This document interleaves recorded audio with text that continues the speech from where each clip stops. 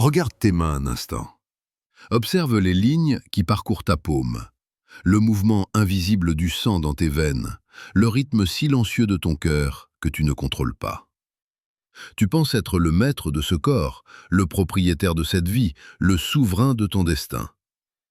Mais si je te disais que tout ce que tu possèdes, chaque once de pouvoir que tu exerces et chaque titre que tu portes n'est qu'un vêtement de prêt, une illusion nécessaire pour tester la solidité de ton âme. Rumi disait « Tu n'es pas une goutte d'eau dans l'océan, tu es l'océan tout entier dans une goutte. » Pourtant, cet océan que tu portes en toi est souvent agité par les tempêtes de l'ego, par cette soif insatiable de dominer, de posséder et de s'élever au-dessus des autres.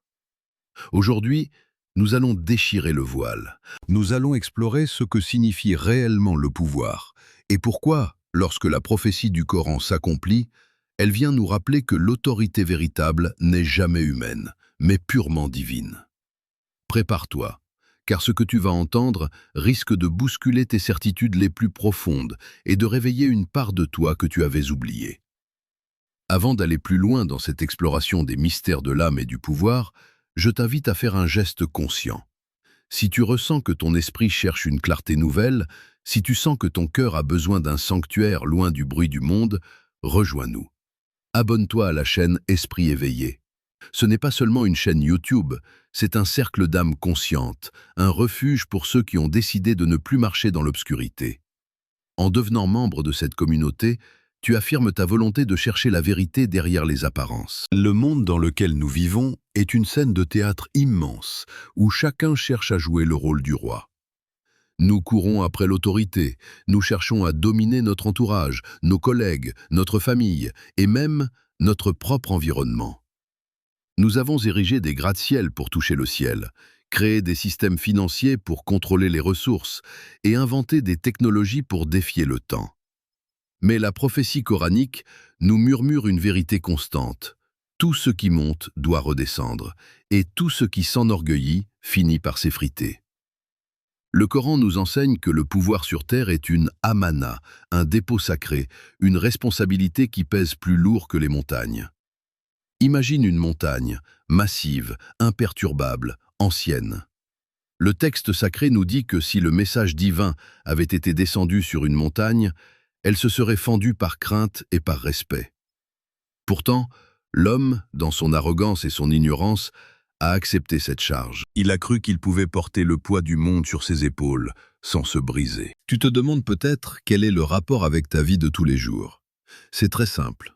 Chaque fois que tu ressens de la colère parce que les choses ne tournent pas comme tu le veux, chaque fois que tu écrases quelqu'un pour monter d'un échelon, chaque fois que tu utilises ta position pour humilier ou pour briller, tu tentes de voler un attribut qui ne t'appartient pas, la grandeur.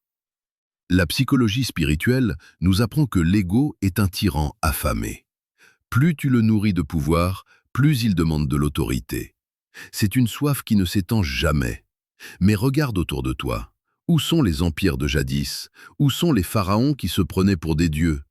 Où sont les conquérants qui pensaient que leur nom resterait gravé à jamais dans la pierre?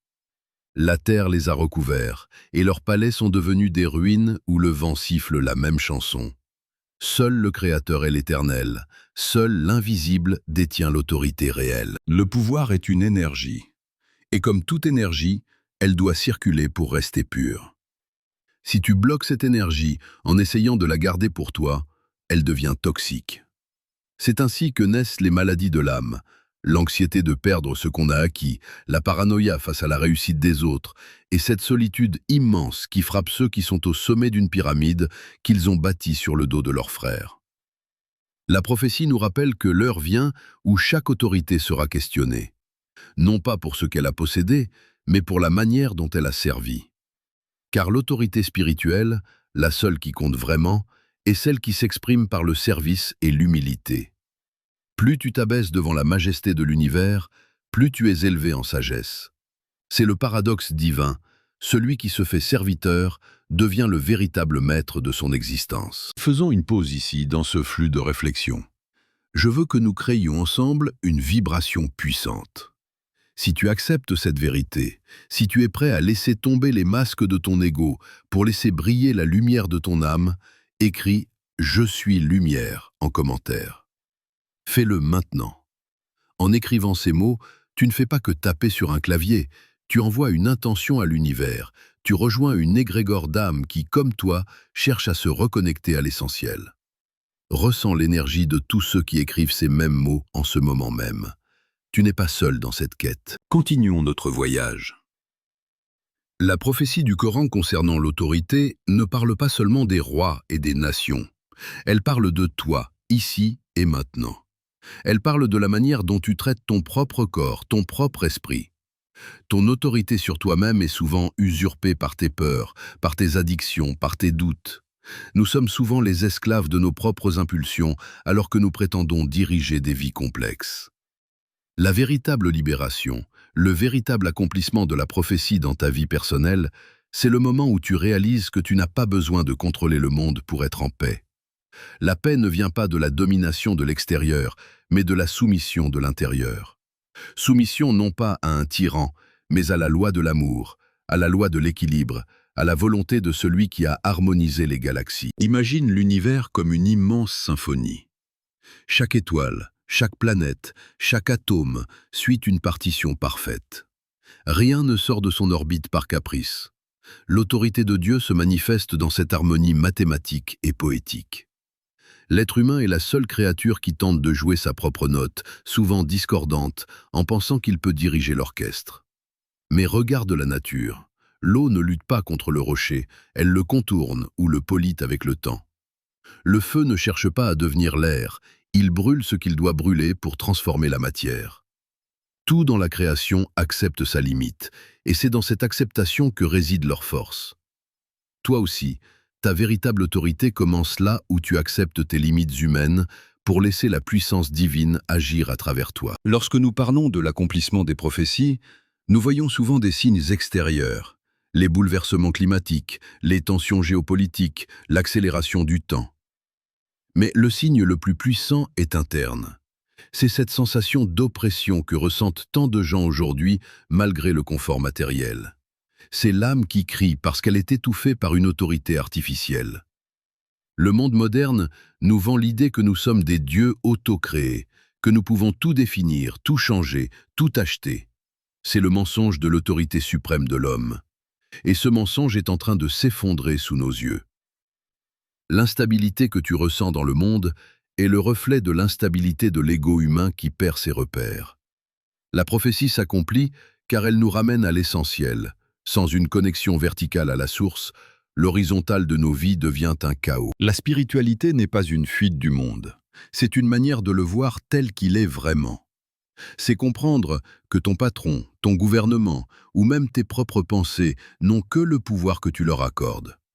Si tu places ton espoir et ta crainte dans les mains de créatures aussi fragiles que toi, tu seras éternellement déçu. Mais si tu places ton autorité sous la protection du protecteur, alors plus rien ne peut t'ébranler. La peur disparaît, non pas parce que les dangers cessent d'exister, mais parce que tu sais que l'autorité finale appartient à celui qui détient les clés de l'invisible. C'est cela, la véritable autorité. Être capable de marcher dans le feu de l'épreuve avec la fraîcheur de la foi. Pense à un arbre. Plus ses branches s'élèvent vers le ciel, plus ses racines doivent s'enfoncer profondément dans l'obscurité de la terre. C'est une loi universelle. Pour porter les fruits de l'autorité et de l'influence positive, tu dois avoir des racines de gratitude et d'humilité. Si tu cherches à t'élever sans t'ancrer, le moindre vent de critique ou d'échec te déracinera. La prophétie nous avertit contre la construction de châteaux de sable. Elle nous invite à bâtir sur le roc de la certitude. La certitude que ce monde est passager, qu'il est un pont et non une demeure. On ne construit pas une maison sur un pont, on le traverse. En traversant ce pont avec cette conscience, tu exerces la plus haute forme d'autorité, l'autorité sur ton propre destin spirituel. Il y a une beauté mélancolique dans la réalisation que nous ne sommes rien par nous-mêmes.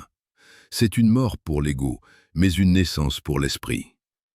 Carl Jung disait que l'on ne devient pas éclairé en imaginant des figures de lumière, mais en rendant l'obscurité consciente. Ton autorité aujourd'hui, consiste à regarder tes zones d'ombre, tes désirs de contrôle, tes soifs de reconnaissance et à leur dire « Je vous vois, mais vous ne me dirigez plus ». C'est dans ce dépouillement que la prophétie s'incarne. Tu deviens un réceptacle pour la paix, pour la sagesse et pour cette autorité bienveillante qui n'a pas besoin de crier pour se faire entendre.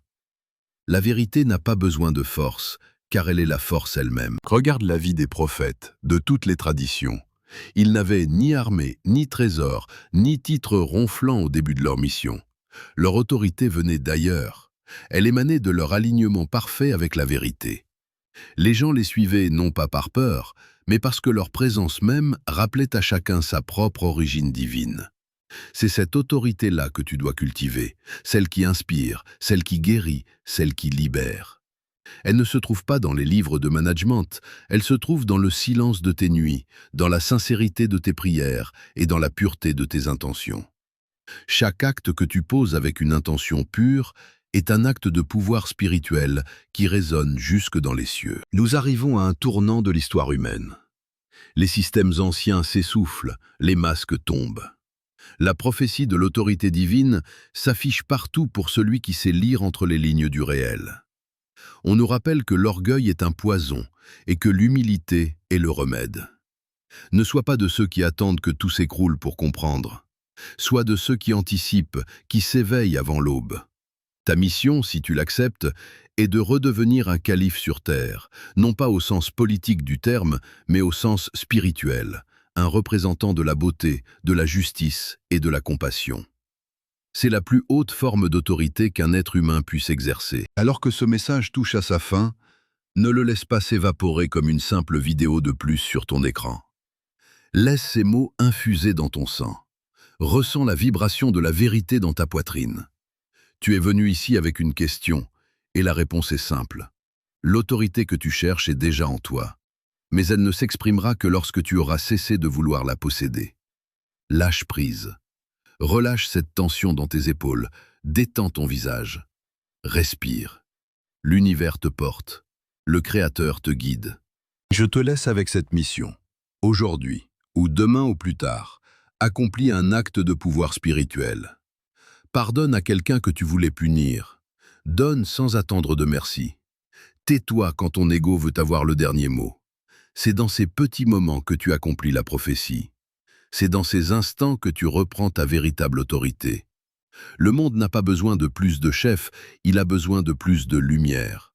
Sois cette lumière. Marche avec la certitude de celui qui sait d'où il vient et où il va. Tu es un voyageur sacré et ton voyage ne fait que commencer. Que la paix, la clarté et la force t'accompagnent sur chaque centimètre de ton chemin. Tu es aimé, tu es guidé, et tu es infiniment plus puissant que tu ne l'imagines, dès lors que tu t'effaces pour laisser passer l'infini. Puisse cette réflexion t'apporter l'apaisement et la force nécessaires pour transformer ton quotidien. N'oublie jamais que chaque respiration est un cadeau, et chaque épreuve, une leçon de souveraineté. Merci d'avoir partagé ce moment de conscience avec moi.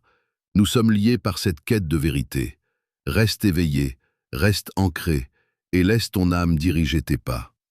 À très bientôt dans le sanctuaire de l'esprit éveillé. Souhaiterais-tu que je développe une méditation guidée spécifique pour ancrer cette notion d'autorité spirituelle dans ton quotidien ?